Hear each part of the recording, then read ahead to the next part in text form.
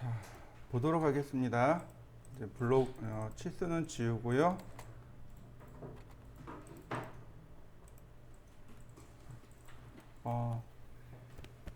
창문인데 이 창문을 블록으로 정의할 겁니다.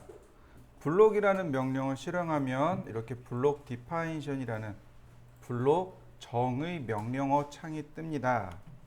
사용하는 방법은 간단합니다. 첫 번째로 이름 지정, 두 번째로 기준점 지정, 세 번째로 오브젝트 선택, 네 번째로 오브젝트를 어떻게 할 건지. 비헤이비어 부분이 있습니다. 굳이 여기까지는 손댈 필요 없습니다. 단위도 마찬가지고 디스크립션 정도라면 조금 써줄만 하겠군요. 다시 볼까요? 제일 첫 번째로 블럭의 이름을 지정합니다. 한글, 영어 다 가능합니다. 그 다음에 베이스 포인트라는 것이 있습니다. 만약에 베이스 포인트를 지정하지 않으면 여기가 들어갑니다. 절대좌표 0,0,0이 들어가요. 픽 포인트라고 해서 그 왼쪽에 아이콘 있죠? 예, 바로 이 아이콘을 눌러서 베이스 포인트를 지정합니다. 베이스 포인트가 어떤 개념이냐면 우리가 복사를 할 때 베이스 포인트 지정합니다. 기준점 지정하죠? 네, 바로 그 복사할 때의 그 베이스 포인트를 기억하시면 됩니다. 그 다음 오브젝트 마찬가지. 오브젝트도 여기 왼쪽에 있는 이 아이콘을 눌러서 어떤 객체들이 블록으로 정의될 것인지를 지정해 주면 됩니다. 그리고 그 결과물입니다. 리테인은 원본을 그냥 그대로 냅두겠습니다 라는 뜻이 돼요. 원본을 그냥 두겠습니다.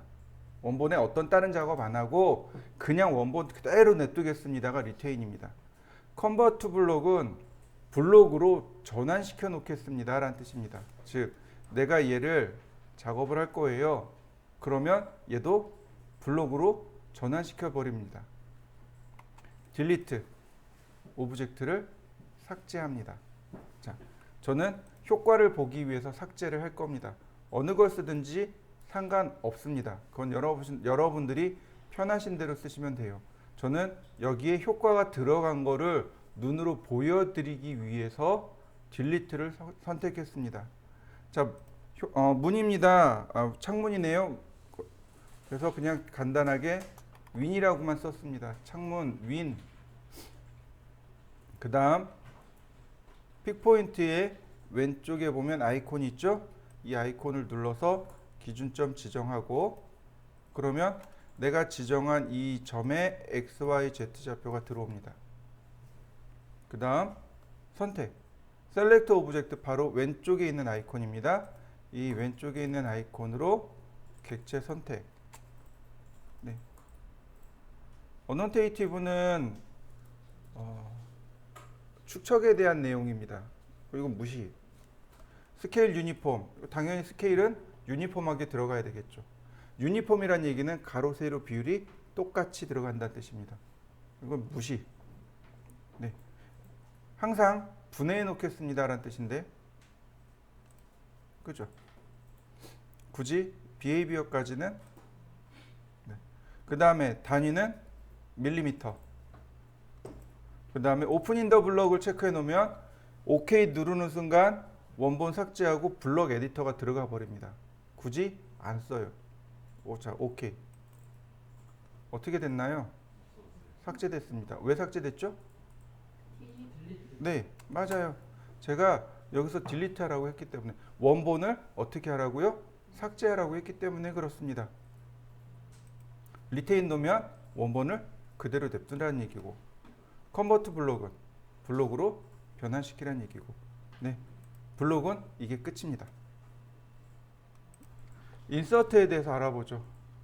인서트 그러면 여기에 내가 블록으로 저장해 놓은 블록 리스트가 이렇게 나옵니다. 그리고 오른편에 블록 미리 보기가 떠요. 그 다음 여기서부터 잘 기억해 두시면 됩니다. 인설션 포인트 삽입점입니다. 삽입점을 온 스크린을 통해서 입력받겠습니다. 이런 뜻입니다. 만약에 얘를 풀면 절대좌표 XYZ가 0,0,0인데다가 넣겠습니다. 이렇게 됩니다. 당연히 얘는 체크해 놓으셔야 됩니다. 왜냐하면 우리가 작업을 하면서 쓰기 때문에 당연히 스크린을 통해서 그 위치점을 입력 받아야 합니다. 그래서 얘는 체크합니다. 자, 스케일입니다. 그 크기가 지금 1대1로 그렸죠? 네, 스크린을 통해서 받는 게 아니고 화면을 통해서 입력할 때 그 크기를 조절받는 게 아니고 그냥 1대1대1로 지정해 놓는 겁니다. 만약에 유니폼 스케일을 체크해 놓으면 가로 세로 비율이 일정한 스케일이 됩니다. 근데 굳이 1대1대1로 놨기 때문에 유니폼 스케일을 체크할 이유도 없고요. 로테이션, 회전 각도입니다. 이 회전 각도 같은 경우는 종종 온 스크린을 체크해 놓기도 합니다. 왜요? 불러들여서 각도가 돌아가는 경우도 존재합니다. 자, 익스플로드는 분해하다라는 얘기죠. 이거 분해 안 합니다. 자, 오케이. 클릭. 자, 제가 로테이션은 온 스크린을 체크했기 때문에 이렇게 회전 각도가 들어옵니다. 다시 볼까요? 이번엔 온 스크린을 뺐습니다. 위치만 입력받으면 돼요. 온 스크린을 체크하면 내가 각도를 마음대로 조절할 수 있습니다. 스케일도 온 스크린으로 하면 위치점, 그 다음에 크기 조절, 엔터, 그 다음에 각도 조절 이렇게 들어갑니다. 순서대로 위치, 크기, 각도 이렇게 들어가요.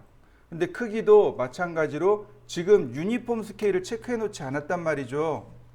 유니폼 스케일을 체크하지 않았기 때문에 X방향의 크기, Y방향의 크기를 두 번 이렇게 물어봅니다. 만약에 내가 유니폼 스케일을 놓으면 한 번만 물어봅니다. 위치, 그 다음에 크기, 그 다음에 각도 이렇게요. 만약에 유니폼 스케일을 해제해 놓으면 이렇게 물어봅니다. 위치, X방향의 크기, Y방향의 크기, 그 다음에 회전 각도 이렇게 물어봅니다. 이렇게 만들어진 블록을 수정할 수가 있습니다. 제가 M라인이 되게 불편하다고 이야기했었죠. M라인은 한번 만들어진 건 수정이 불가능했습니다. 블록도 그럴까요? 아니요, 블록은 그렇지 않습니다. 블록은 이렇게 들어가 있어도 수정이 가능해요. 자, 블록 에디트. 자, 하나밖에 없는 거죠. 선택하고, 자, 오케이. 자, 중간에 레이어도 좀 바꾸고, 네. 하나 넣고, 중심선. 그리고 빨간색. 그리고 센터.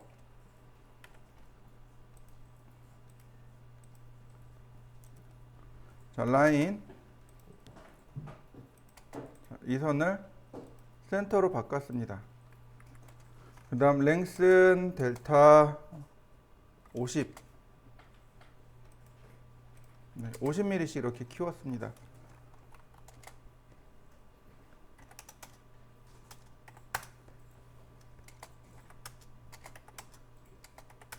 네. 자, 됐나요? 그리고 이쪽에 클로즈 블록 에디터가 있습니다. 그랬더니 캐드가 물어봅니다. 내용이 바뀌었습니다. Save the change. 저장하시겠습니까? Discard the change. 수정된 걸 버리시겠습니까? 네. Save the change. 했더니 어떻게 됐나요? 다 바뀐 거 맞습니까? 네. 비에디트 끝입니다. 자, 여기 다양한 가구들이 있네요. 자, 이 가구를 제가 파일로 저장시키길 원합니다. 가장 쉬운 방법은 컨트롤 C, 컨트롤 V입니다. 컨트롤 C 그러면 얘가 복제가 돼요. 순서도 컨트롤 C를 먼저 한 다음 선택하면 됩니다. 또는 선택 먼저 하고 그냥 컨트롤 C 하셔도 됩니다. 그 다음 파일 하나 오픈하시고 컨트롤 V 그 다음 위치 지정하고 그 다음에 얘 세이브 그러면 다 해결됩니다.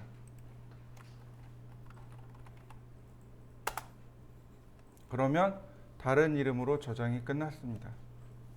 근데 여러 단계가 나눠지잖아요. 일단 복사하고 새로운 파일 열고 붙여넣고 저장하고 4단계죠.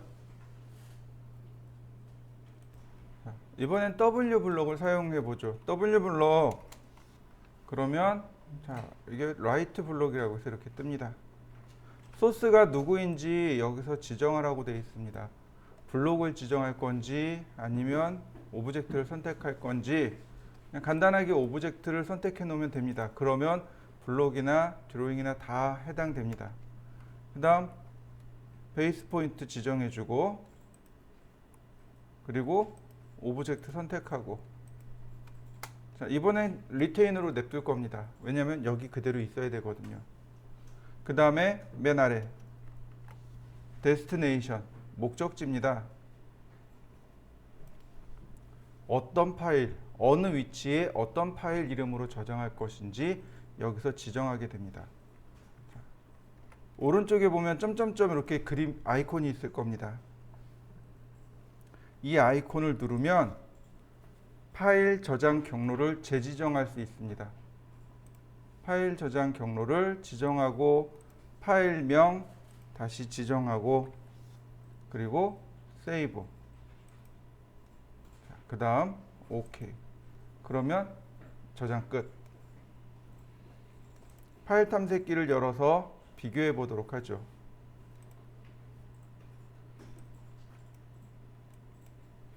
파일을 오픈해 보겠습니다. 아까 처음 만든 게 테스트 1입니다. 이렇게 내가 지정한 대로 그대로 만들어져 있고요. 테스트 2입니다. 네, 이렇게 그대로 만들어져 있음을 알 수 있습니다. 다만 원점이 멀리 떨어져 있죠. 왜 멀리 떨어져 있냐면 얘가 원점이 멀리 떨어져 있거든요.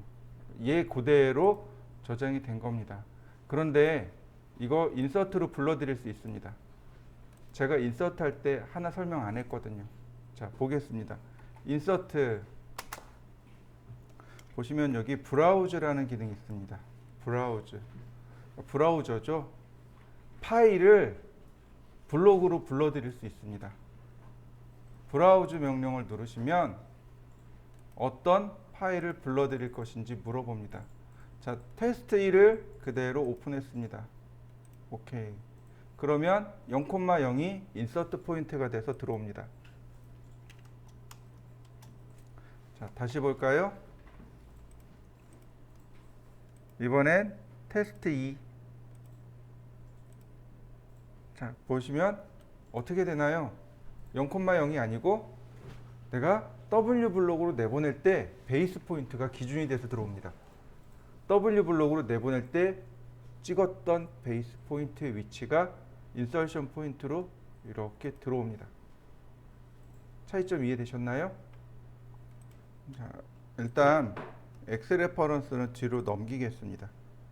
엑셀 레퍼런스, 즉 외부 참조는 맨 뒤로 넘기고 어트리뷰트부터 확인하도록 하겠습니다. 어트리뷰트는 블록 안에 속성을 정의하는 겁니다. 그러니까 보통 표제란이나 부품 번호나 이럴 때 많이 사용을 해요. 자, 간단하게 표제란을 하나 만들어 보죠. 라인을 이용해서 선을 하나 그리고 다시 또 하나 그리고 간격은 8mm입니다. 옵셋 25mm, 옵셋 50mm. 자, 트림하시고 제가 이렇게 그렸습니다. 8mm입니다. 8mm, 25mm, 50mm입니다.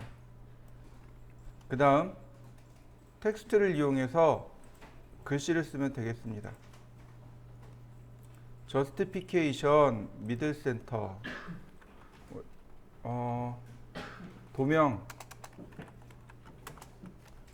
도면의 이름이죠. 이를 복제합니다.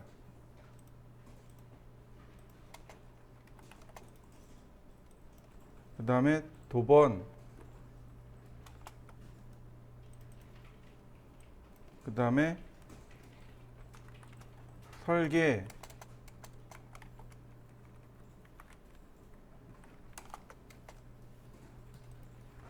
그 다음 날짜. 제가 이렇게 만들어 놨습니다. 자, 여기에다가 어트리뷰트를 정의하기 위해서 제가 옵셋 4mm씩 선을 다 내렸습니다. 그리고 옵셋 2mm로 이렇게 위치를 지정하기 위해서, 속성의 위치를 지정하기 위해서 이렇게 맞춰놨습니다. 자, 어트리뷰트라는 명령을 실행하면 이렇게 메시지가 뜹니다. 어트리뷰트의 속성이고요. 근데 우리가 쓸 수 있는 건 여기입니다. 어트리뷰트에 태그와 프롬프트가 있습니다. 태그와 프롬프트가 있고, 글씨의 자리 맞춤이 있고, 글씨의 크기가 있습니다. 일단 요것만 지정하실 수 있으면 돼요. 자, 태그는, 그러니까 어저께 많이들 물어보시더라고요. 태그와 프롬프트의 차이가 뭐냐고. 태그는 여기 화면상에서 보이는 걸 태그라고 합니다. 이 도면상에서 보이는 걸 태그라고 하고, 프롬프트는 나중에 블록을 불러드릴 때 이게 창이 하나 뜹니다. 거기에 나오는 게 프롬프트예요. 이거 일단 조금 이따 넘기기로 하고, 자, 도명이니까 제가 DWG 언더바 네임이라고 했습니다. DWG 언더바 네임이라고 했습니다. 드로잉 네임. 그 다음 저스티피케이션, 자리 맞춤이죠. 이 글자의 자리 맞춤은 미들 레프트입니다. 글자의 크기는 2.5mm고, 자, OK 눌러서 이렇게 위치를 맞추어 주면 됩니다. 어려운 거 없죠? 다시 볼까요? 태그입니다. 드로잉 넘버, DWG 언더바 넘버, DWG 언더바 넘버. 그 다음 미들 레프트. 자, 그 다음 다시 한번, 이번엔 DWG, 그 다음 레프트가 아니고 미들 레프트. 오케이. 그 다음 날짜니까 데이트, 그리고 미들 레프트. 자, 오케이. 나머지 내가 임의로 그었던 이 선들을 삭제. 여기까지 해보시죠.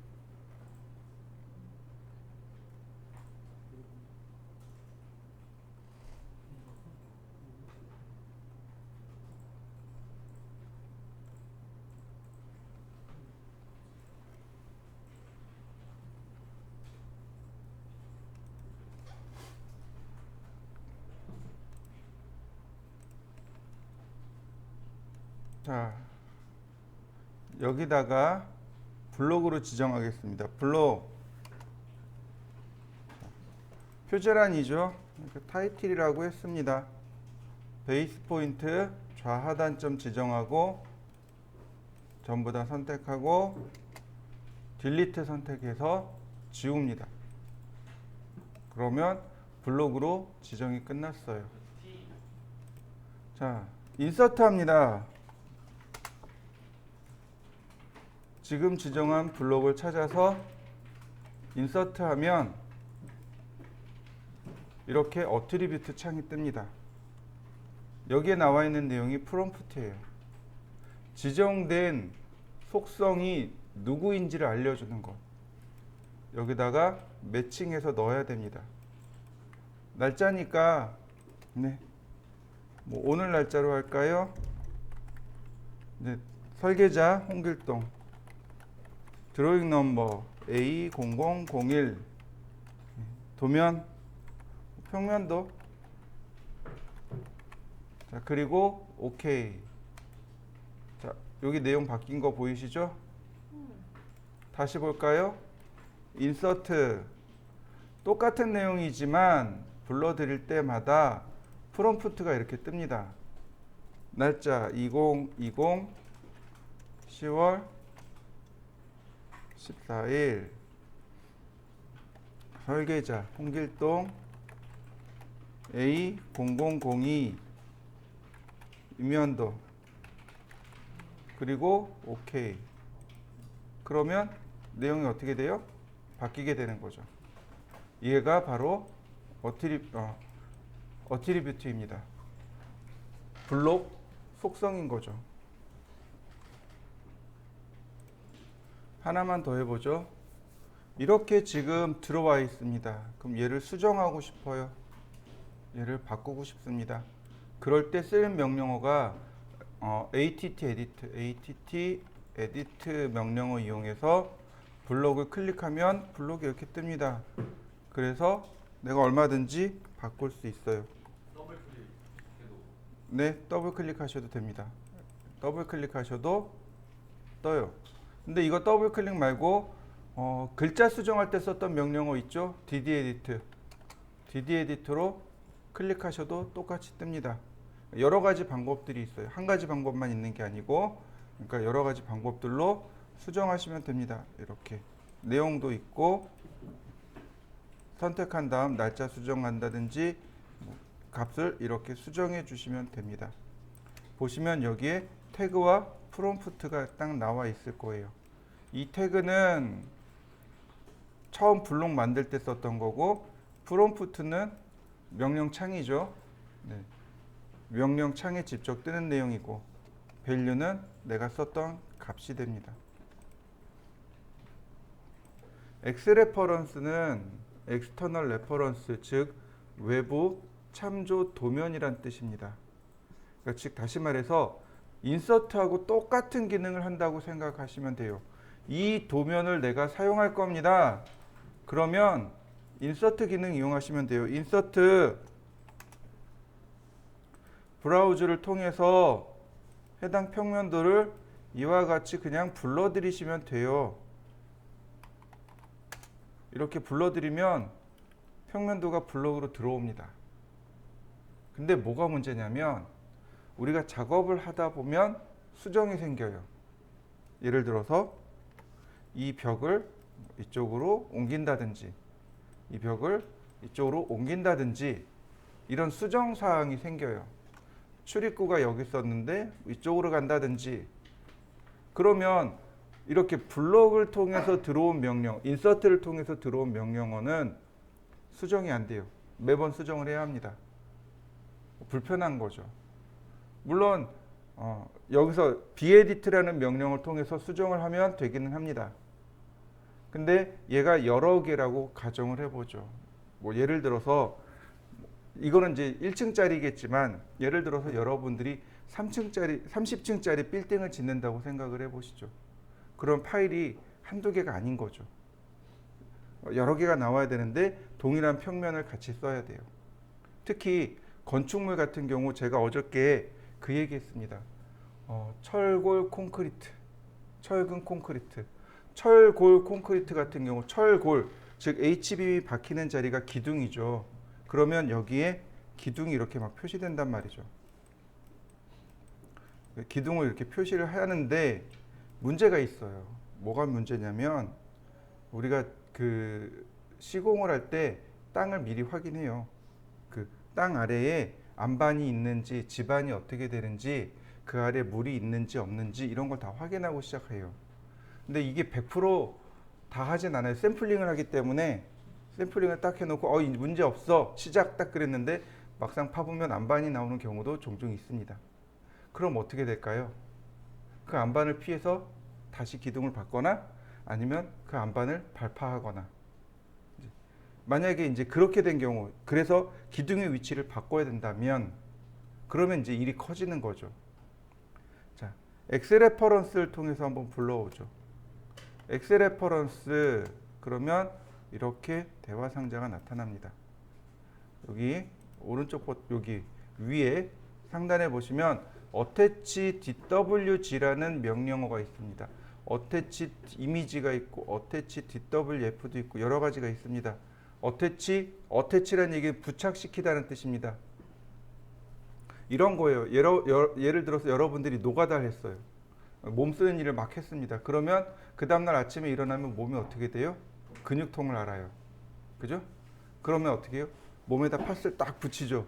그게 어태치예요. 붙이다가 어태치입니다. 내가 있는 여기다가 다른 걸 붙여 넣는 것, 이게 어태치입니다. 근데 이제 하루쯤 지나면 이거 떼야 되잖아요. 그때 쓰는 건 디태치라고 합니다. 여기 안에 똑같이 있어요. 자, 어태치라는 명령을 통해서 불러올 수 있습니다. 네, 여기 있네요. 오픈. 그럼 나머지 뭐하고 똑같아요? 인서트하고 똑같습니다. 브라우즈 기능이 있고 스케일 기능이 있고 인서션 포인트 있고 로테이트도 있고 다 똑같아요. 어태치먼트로 들어옵니다. 근데 보시면 여기 뭐라고 돼 있나요? 풀패스. 얘가 경로예요. 이 경로를 기억합니다. 아까 서두에 제가 그 얘기했어요. 도스를 알아야 돼요 라고 했던 내용이 바로 얘입니다. 일단 이건 나중에 제껴두고 일단 풀패스로 하고, 자 오케이 그러면 이렇게 똑같이 들어옵니다. 들어온 거 보이시나요? 네, 똑같이 들어왔습니다. 자, 이렇게 작업을 했는데 엑셀 레퍼런스는 언제 쓰냐면 도면이 완성이 안 됐을 때. 다시 설명합니다. 엑셀 레퍼런스는 도면이 완전히 픽스가 되지 않았을 때 씁니다. 도면 픽스가 된 뒤에는 굳이 엑셀 레퍼런스를 써야 될 이유가 없습니다. 제가 서두에도 설명드렸지만, 그러니까 예를 들어서 여기다가 기둥을 박아야 돼요. 그런데 어떤 조건에 의해서 기둥을 옮겨야 됩니다. 그러면 그걸 모든 도면마다 그 기둥을 다 옮겨야 돼요. 기존의 방식대로 설계를 하게 되면. 근데 지금 제가 이 도면을 엑셀 레퍼런스 파일로 불러왔습니다. 자, 얘가 엑셀 레퍼런스 원본입니다. 조금만 스트레치 해보죠. 제가 얘를 여기서부터 이만큼 스트레치를 했습니다. 즉 원본을 변형을 준 거죠. 저장. 자, 그러면 일단 여기는 블록으로 불러드린 거니까 이미 원본하고 딱 끊어진 거예요. 여기서 수정할 수밖에 없습니다. 그런데 엑셀 레퍼런스로 넘어가면 어떤 일이 벌어지는지 보시죠.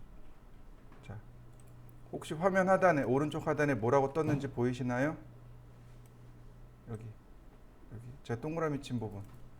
이게 뭐냐면 엑셀 레퍼런스 파일이 has changed, 변경되었습니다. and may need reloading. 당신은 이걸 다시 불러드려야 합니다 라고 친절하게 안내 문구가 뜬 겁니다. 즉 원본이 어떻게 된 거예요? 바뀐 겁니다. 그러니까 그 원본을 참조하고 있는 이 도면도 원본이 바뀌었으니 수정해 주세요 라고 한 겁니다. 그리고 여기 이렇게 뜹니다. 느낌표 뜬 거 보이시나요? 네. 자, 보시면 이렇게 뜹니다. 스테이터스에 보시면 리드 리로딩 다시 불러드리는 걸 원합니다 라고 떴습니다. 자, 오른쪽 버튼 눌러서 리로드 버튼을 누르셔도 됩니다. 그런데 여기 파란색 있죠? 오른쪽 하단에 보시면 풍선이 떴고 이 파란색 글씨 있죠? 얘를 누르면 그냥 리로딩 됩니다. 여기도 로드 됐다라고 뜨고 싹 움직이면 어떻게 되나요? 네, 내용 바뀐 거 보이시나요?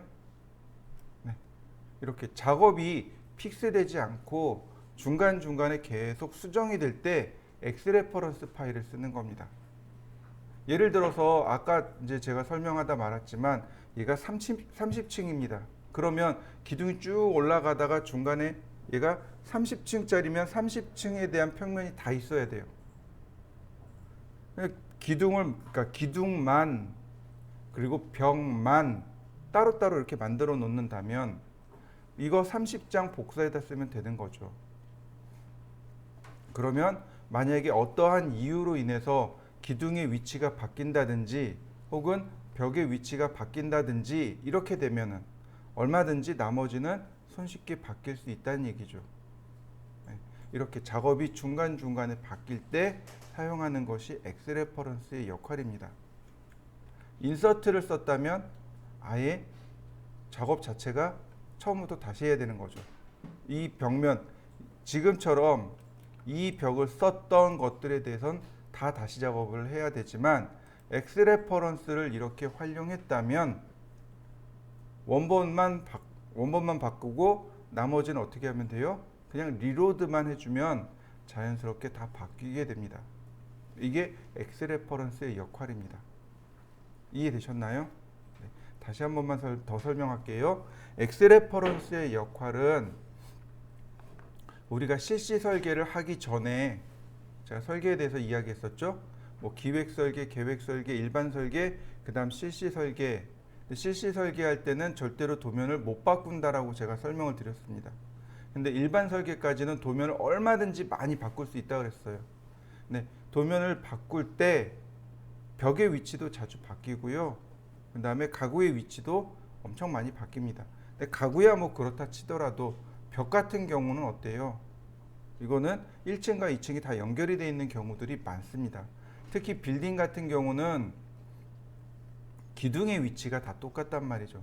근데 그 기둥의 위치가 바뀌어 버리면 예를 들어서 뭐 30층이면 30장의 파일들을 다 바꿔야 되는 거죠.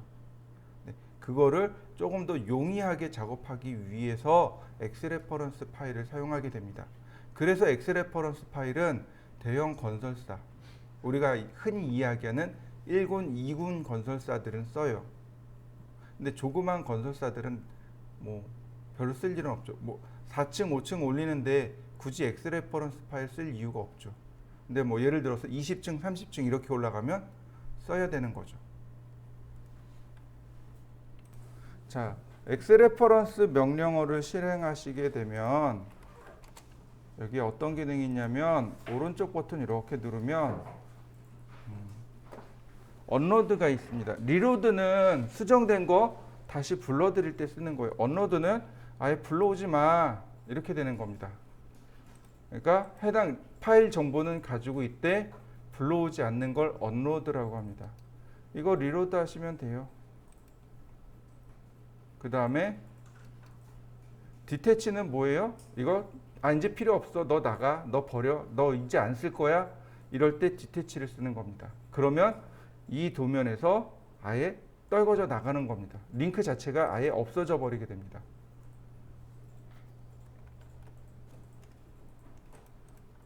네. 그 다음에 이제 프로젝트가 다 끝났어요. 수정할 일도 없어요.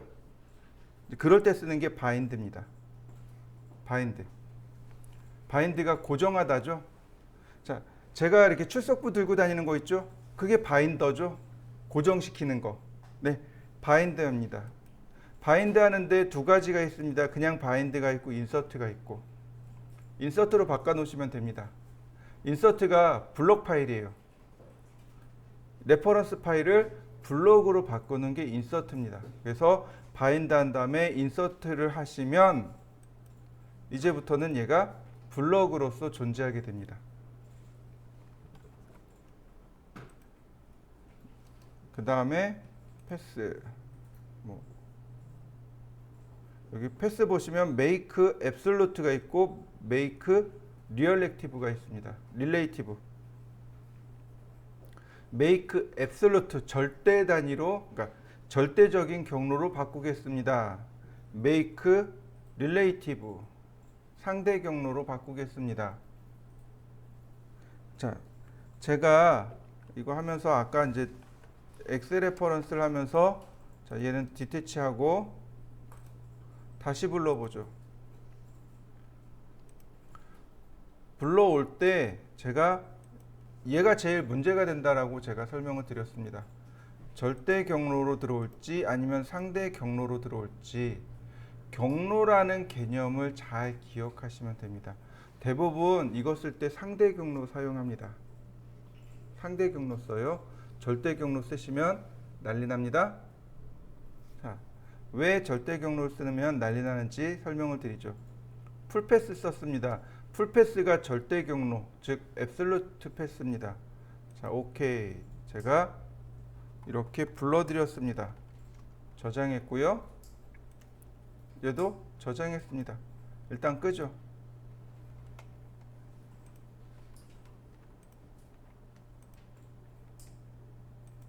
제가 껐습니다. 파일 탐색기를 보니 얘가 제가 D 드라이브의 루트에다 이렇게 복사를 해놨어요. 얘가 소스 파일이고 얘가 엑셀 레퍼런스를 작업한 파일입니다. 아이, 보기 흉해요. 그래서 제가 새로운 폴더를 하나 만들고, 먼저 잠금을 해제해 주세요. 이거 뭐지? 찾는 폴더가 없네요. 선택해서 새 폴더를 만들었습니다. 자, 그 다음에 붙여넣기를 했습니다. 됐나요? 근데 문제는 뭐냐면 이 테스트 3을 옮겨오면 예, 찾아졌다. 다시 볼까요?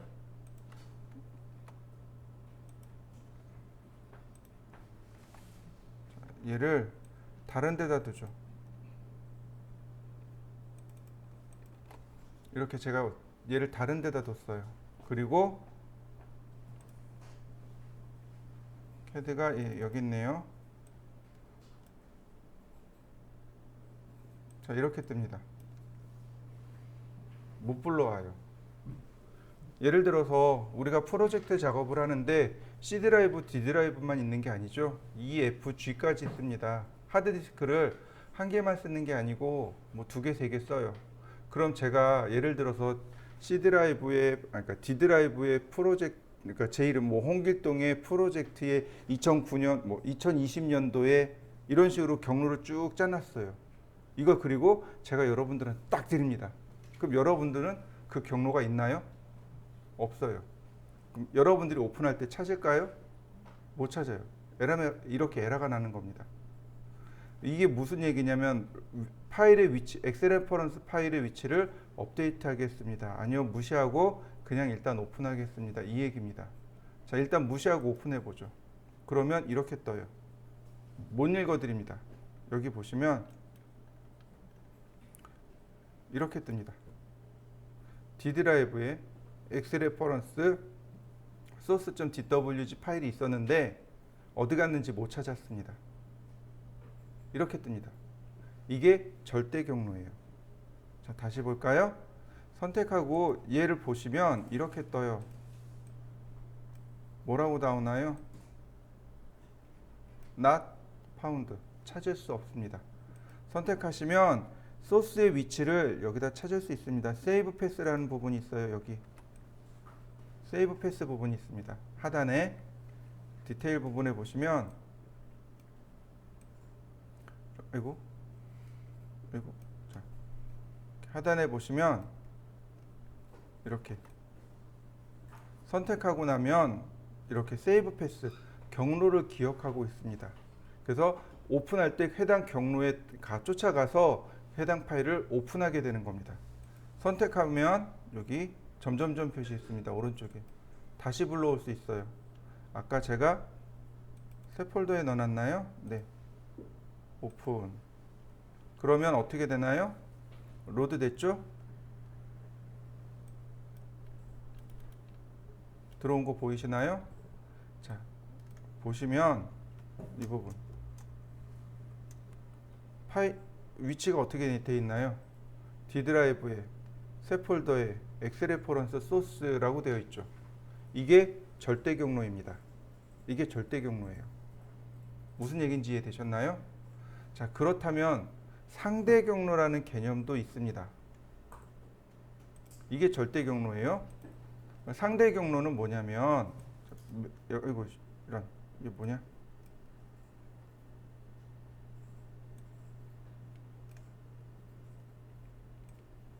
얘를 상대 경로로 바꿔버리죠. 패스에 보시면 make absolute가 있고 make relative가 있고 상대 경로로 바꿨습니다. 자, 보이시나요? 상대 경로의 위치 점점이라고 되어 있죠. 제일 앞쪽에 뭐가 있냐면 점 두 개가 찍혀 있습니다. 현재 내가 작업하는 파일보다 하나 폴더 앞으로 이동해라 이런 얘기입니다. 이게 하나 앞으로 가세요. 현재 내가 있는 폴더에서 하나 앞으로 가세요. 이 얘기입니다. 점이 하나 있으면 현재 폴더란 뜻이에요. 현재 폴더에 점점이면 현재 폴더보다 하나 앞으로 가세요. 거기서 새 폴더를 찾아서 그 안에 있습니다. 라고 이렇게 표기해 주는 겁니다. 이게 상대 경로예요. 이해되셨나요? 이게 조금 어렵습니다. OA를 공부하거나 혹은 도스를 공부해 놨으면 이게 무슨 뜻인지 이해하실 수 있을 거예요. 요즘은 그 도스나 OA를 공부 잘 안 하죠. 네, 그래서 요 부분 나오면 이게 조금 어려울 수 있습니다. 그래서 대부분 다 어떻게 작업하냐면 이렇게 작업합니다.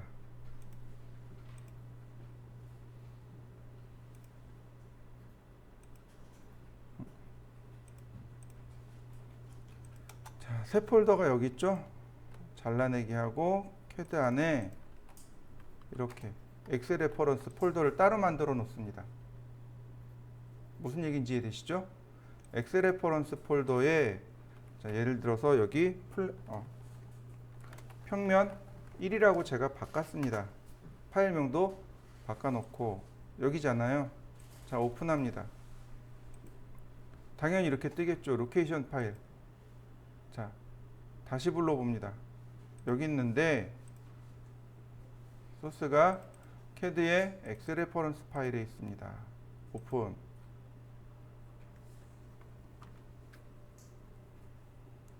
그 다음 얘를 릴레이티브로 바꿔놓습니다.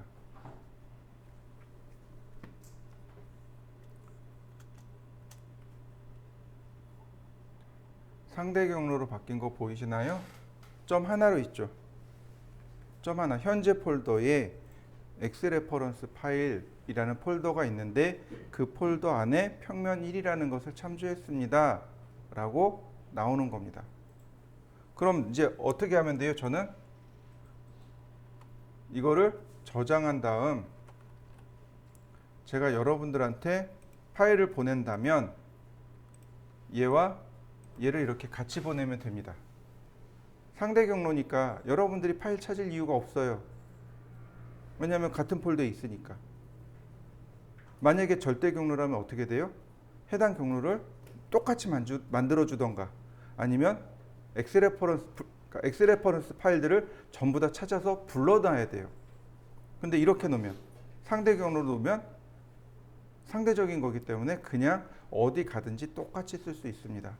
그래서 엑스레퍼런스의 어려운 점은 이거예요. 다른 건 어렵지 않아요. 불러오고 수정하고 이건 하나도 어렵지 않습니다. 개념 잡는 거 어렵지 않아요. 근데 의외로 여기서 어려워해요. 도대체 절대 경로가 뭐지? 왜 상대 경로 왜 쓰지? 여기서 조금씩 어려워하고 여기서 힘들어합니다. 만약에 여러분들이 해당 도면을 다른 사람한테 보내줘야 될 때는 make relative를 체크하신 다음 보내시면 되겠습니다.